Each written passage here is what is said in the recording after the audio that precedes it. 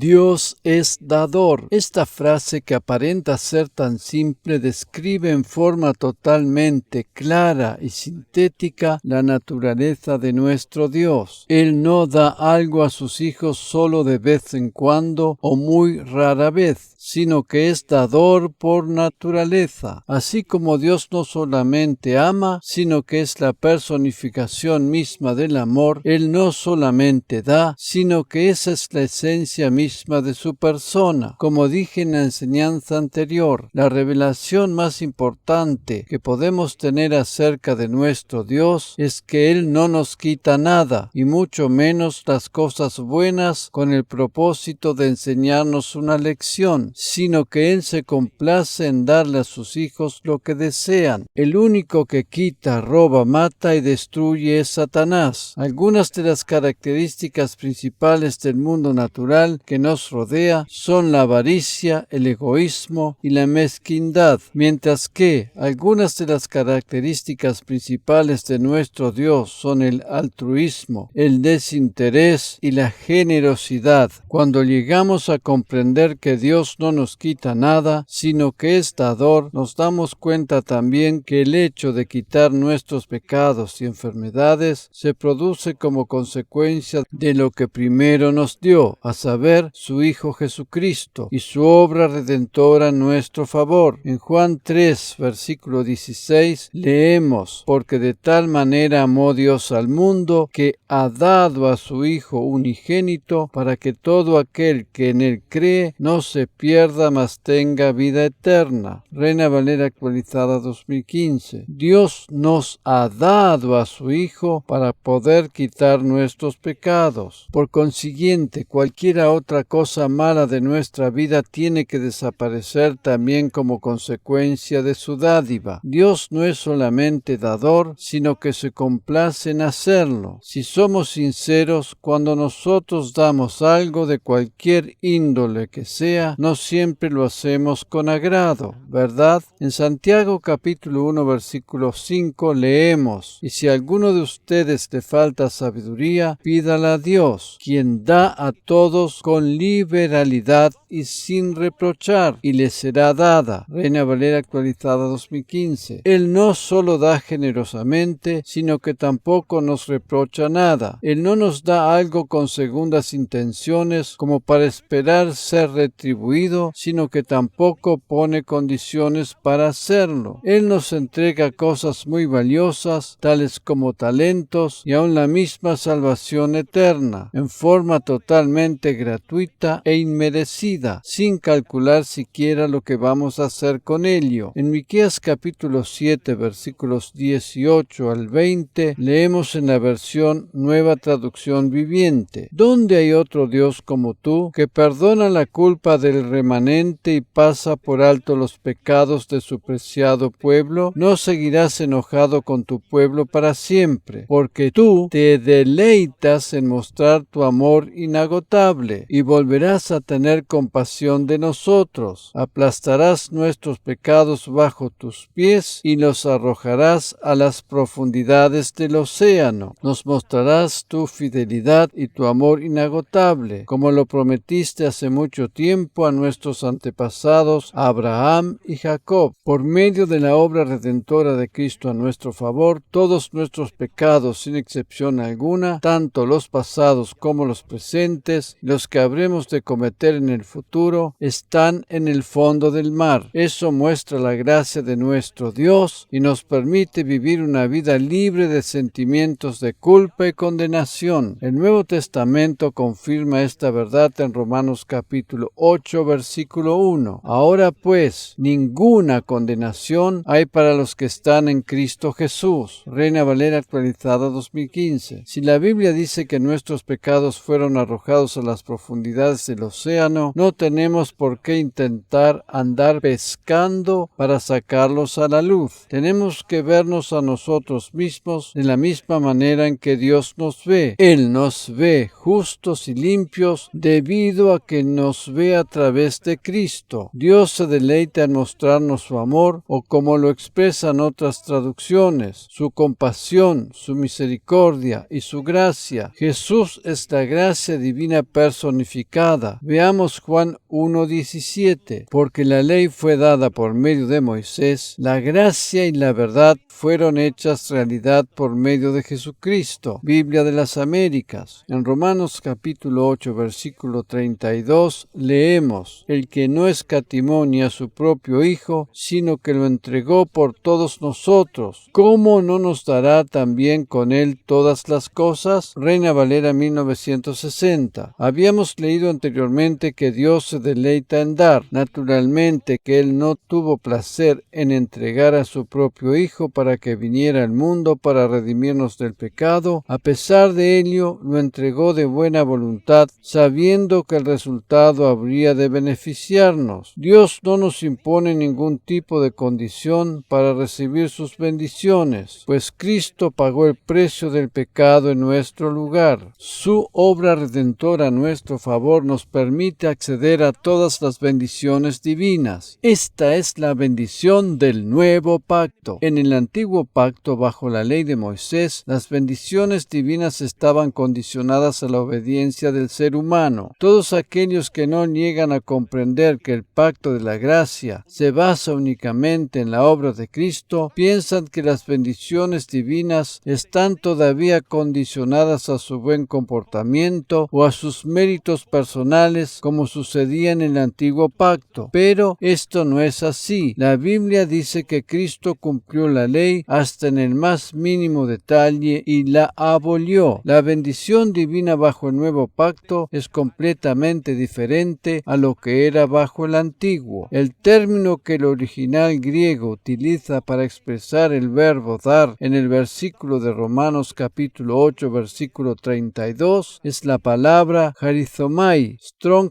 G 5483, y significa conceder favor o gracia en forma totalmente gratuita e inmerecida. Dios se deleita en otorgarnos su gracia y se complace cuando la recibimos y la disfrutamos. En el Salmo 147, versículo 11, leemos: el Señor se complace en los que le temen y en los que esperan en su misericordia. Reina Valera actualizada 2015. El término temer aquí no tiene que ver con miedo, sino con reverencia y honra. La traducción Nueva Biblia al Día lo expresa de la siguiente manera: pero su gozo está en quienes lo honran, en aquellos que confían en su gran amor. El Señor se deleita en aquellos que reciben su gracia y confían plenamente en la obra perfecta de Cristo a su favor. Esta plena confianza nos permite vivir en el reposo y el descanso, sabiendo que no podemos llegar a perder la salvación eterna. Independientemente de nuestros fallos, Jesús es más grande y poderoso que los mismos. Hemos recibido la justicia divina sin haberla merecido y sin haber hecho absolutamente nada de nuestra parte para obtenerla. Eso vino como resultado de haber aceptado la obra de Cristo a nuestro favor. Mientras estemos sobre esta tierra, seguiremos cometiendo errores, por tanto debemos seguir dependiendo de la gracia y el perdón divino. Dios se deleita en concedernos gracia sobre gracia. Deberíamos ser más benévolos con nosotros mismos cada vez que cometemos fallos, y eso redundaría en beneficio para nuestra salud. Personalmente creo que cuando nos encontramos frente a determinadas cosas absurdas y ridículas que no podemos cambiar, sería mejor poder esbozar una sonrisa que estar amargándose y haciéndose mala sangre. Dios es alegre y se ríe aún de sus enemigos. Lo encontramos en el Salmo capítulo 2, versículo 4. El que se sienta como rey en los cielos se ríe. El Señor se burla de ellos. Biblia de las Américas. ¿Te has preguntado alguna vez por qué razón dice la Biblia que Dios ama al dador alegre? En 2 Corintios capítulo 9, versículo 7 leemos: que cada uno dé como propuso en su corazón, no de mala gana ni por obligación, porque Dios ama al dador alegre. Biblia de las Américas. Dios se deleita cuando damos con alegría, porque Él mismo ánimo, da con alegría. Amén. Si en vez de andar tristes y amargados por todo lo que sucede a nuestro alrededor, tuviéramos una actitud más relajada, viviríamos mucho más felices. ¿No les parece? Después de todo, la Biblia dice que el gozo del Señor es nuestra fortaleza. A lo largo de los años, la religión ha mostrado un Dios que es severo y amargado, pero esto no es así de ninguna manera. Él es alegre y se deleita cuando sus hijos reciben su gozo. Romanos capítulo 14, versículo 17, describe el reino de Dios por medio de tres características principales. Porque el reino de Dios no es comida ni bebida, sino justicia, paz y gozo en el Espíritu Santo. Reina Valera actualizada 2015. Todo lo que no tiene que ver con justicia, paz y gozo en el Espíritu Santo no pertenece al reino de Dios. Lamentablemente hay quienes predican un evangelio cargado de acusación, de reglamentos, de regaños, etc. Eso no tiene nada que ver con el reino de Dios. La característica principal del reino de Dios es la justificación por medio de la gracia. Eso nos concede paz interior y esta produce verdadero gozo, el cual no depende de las circunstancias externas. La religión nos muestra siempre un Jesús sufriente sobre la cruz. Si bien Él pasó por ese sufrimiento, su vida sobre la tierra estaba llena de gozo. Deberíamos tener en mente la imagen de un Jesús sonriente, lleno de bondad y misericordia, y deleitándose en hacerle bien a los demás. En el Salmo 21, versículos 1 al 3, leemos al director musical, Salmo de David: En tu fuerza, Señor, se regocija el Rey. ¡Qué gozo siente en tus victorias!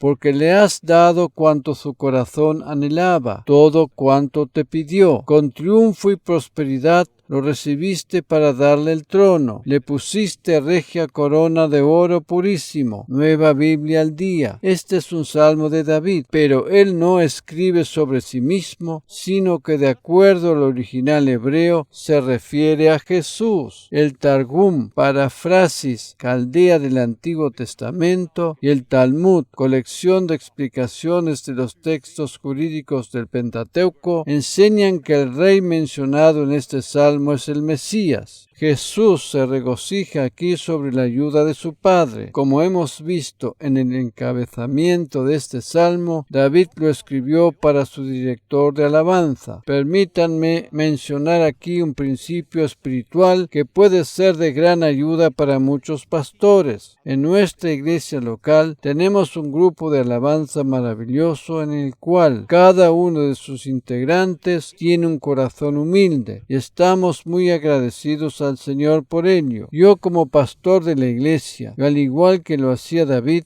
tengo la libertad de guiarlo y, en caso necesario, corregir lo que considere oportuno de acuerdo a la visión que Dios me ha dado. En nuestro caso, tanto el líder del grupo como cada uno de sus integrantes reciben mis apreciaciones con una buena actitud de corazón. Lo que deseo ilustrar con este ejemplo es que el pastor o líder de una iglesia debería poder ejercer influencia sobre el grupo de alabanza. Lamentablemente, de acuerdo a lo que puedo observar en muchas otras iglesias, el grupo de alabanza actúa en forma independiente y no se subordina al pastor ni a su visión. En esos casos, el pastor o líder no se anima a decir nada para no herir a nadie, pero esa no es la jerarquía correcta. Naturalmente que el pastor debe ser muy cuidadoso en sus formulaciones y no decir las cosas con torpeza, pero de todas maneras no debería